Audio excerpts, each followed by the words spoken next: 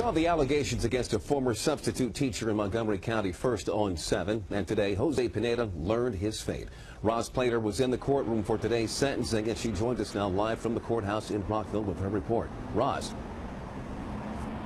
Leon, Jose Pineda will spend the next 5 years behind bars. Now, the judge sentenced him to an additional 5 years, suspended that sentence, and during that time, prosecutors say he will be under a very strict probation. Now, as you recall, back in April, the one-time Montgomery County substitute teacher pleaded guilty to fondling 3 12-year-old girls in 3 separate incidents in crowded classrooms in both Roberto Clemente and Ridgeview middle schools. Now, once those cases came to light, another young woman came forward saying Pineda did the same thing to her 10 years earlier, back in 2004. But school authorities back then never contacted police, and Pineda was simply moved on from school to school. Now, that young woman is being identified only as Victim D, and she spoke today outside the court.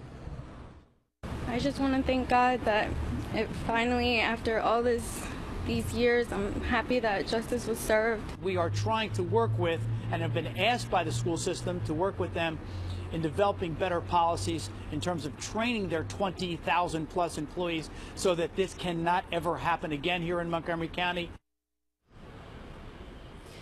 Now, Pineda's family did not wish to speak to us outside the courthouse. Pineda apologized in court to his victims, prosecutors said, but that rang hollow because he continued his behavior for so many years. We should also tell you that prosecutors say they spoke at length with the victims and their families and decided to accept this plea because it would, in one respect, would not subject those victims to further traumatization.